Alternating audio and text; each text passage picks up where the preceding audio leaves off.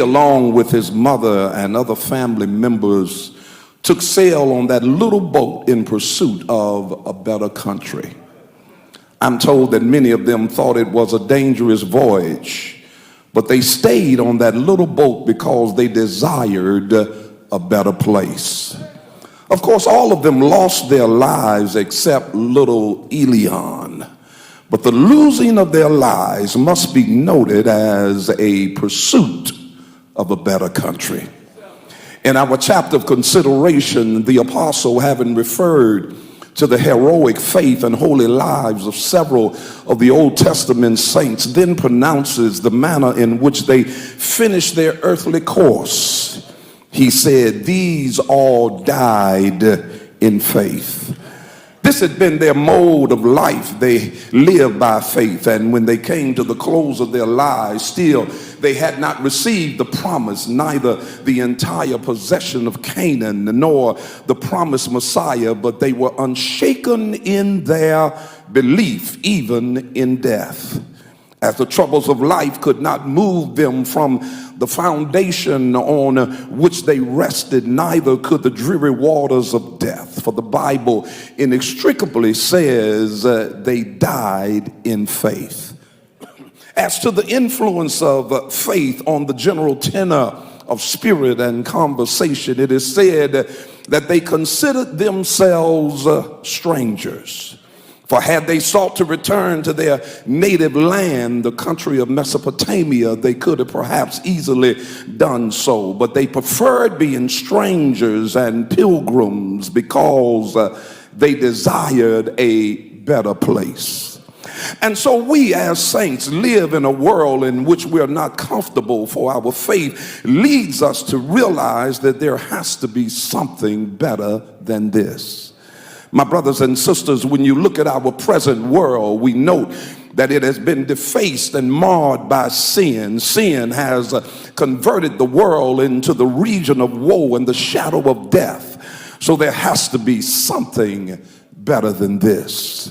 Morning by morning, day by day, evening by evening, night by night, we're faced with the results of a sin-cursed world. Our financial institutions are insecure. Our educational system is failing our young. Our medical systems have very few answers for the maladies of our bodies. Surely there has to be something better than this. We're faced with police brutality, racial injustice, and certain rise of inequity among our people. We're failing our young, mistreating our seniors, and have simply said to those in between, get it the best way you can. There must be something better than this.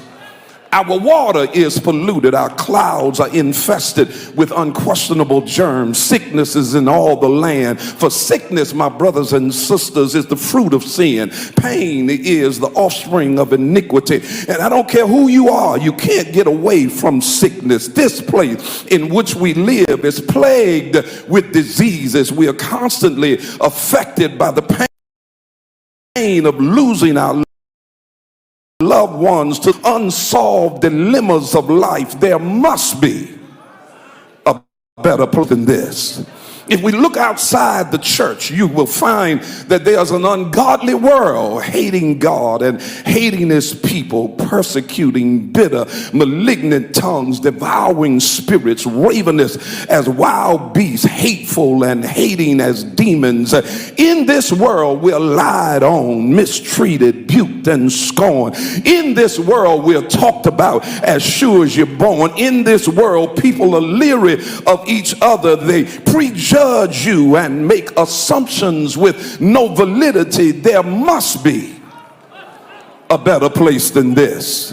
Here we are often distressed through the infirmities of our fellow men. One is possessed of an uninformed understanding, another an unsound judgment, a third a stubborn disposition, a fourth a haywardy or hasty temper, and in many cases we're all offended. And sometimes this world causes me to become perplexed due to the people I come in contact with. In this world we feel unsafe. We're attempted to lock the criminals out, but we've locked ourselves in. We put locks on the locks and alarm systems on the alarm system. Church, there must be a better place than this.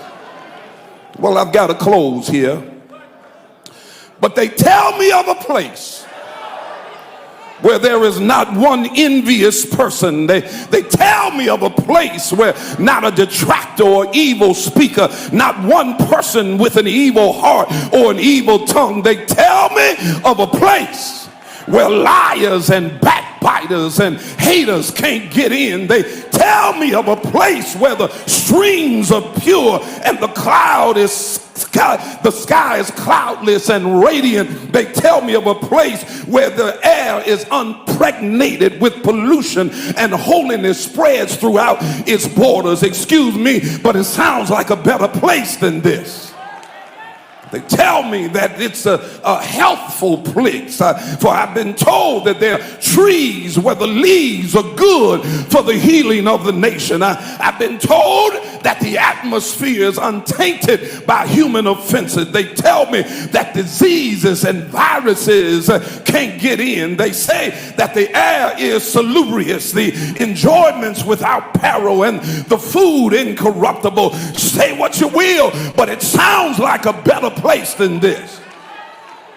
However, I hear of those who are trying to make this place where we live better than it is. And I don't find fault with that, but I want to warn the saints what the apostle said in the 15th chapter of 1 Corinthians in the 9th verse. He said, if in this life only we have hope in Christ, we are of all men most miserable. And Jesus said in the 14th chapter of John, in the first 3 verses, let not your heart be troubled. Ye believe in me, believe also in God. In my Father's house are many mansions. If it were not so, I would have told you. But I go to prepare a place for you, and if I go and prepare a place for you, I will come again and receive you unto myself, that where I am, there ye may be also. The apostle Paul picked it up in the 4th chapter of Hebrews in the 9th verse and said, therefore a time of rest and worship exists for the people of God. So therefore I believe, I'm convinced, I have no doubt that there is a better place. And I came by to tell you, don't worry about Mother Patterson. She's gone to that better place. She did her part here on earth. She was a good soldier. She made plans to go to a better place. And church, it's good to know that there is a better place than this.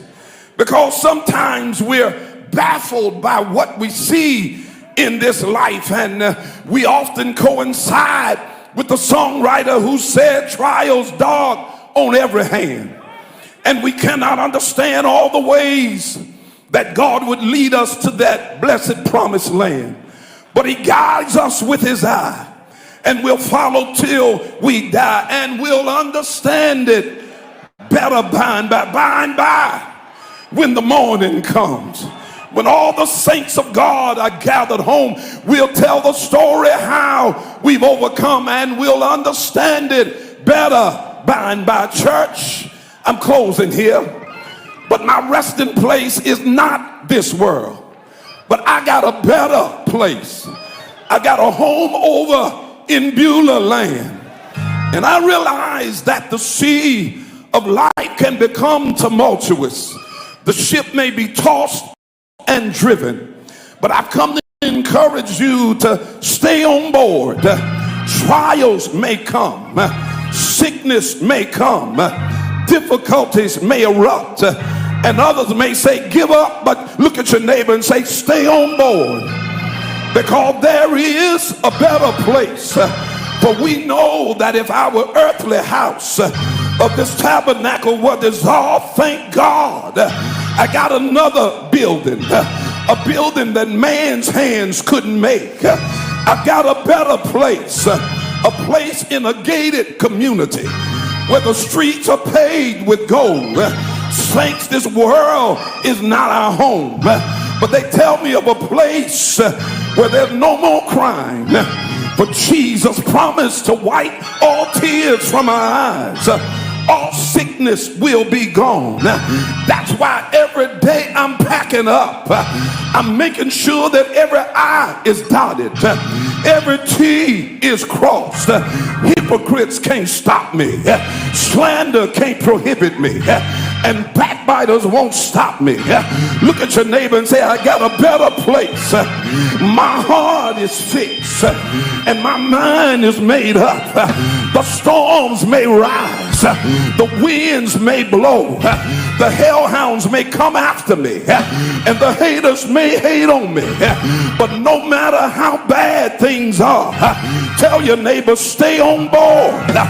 Don't let sickness deter you. For I heard Paul said that I reckon that the sufferings of this present time, they are not worthy to be compared with the glory that shall be revealed in us. Tell your neighbor, hang in there, because weeping may endure for a night, but joy cometh in the morning. I'm on my way to a better place, a place where the wicked shall cease from troubling, and the weary shall be at rest, and all the saints of the ages shall sit at his feet and be blessed. In that better place, I'm gonna put on my robe and tell the story how I made it over. Get ready, church, because after a while it'll all be over. After a while the sun is gonna shine. Tell your neighbor, hang in there, and let's go to the better place. No more crying.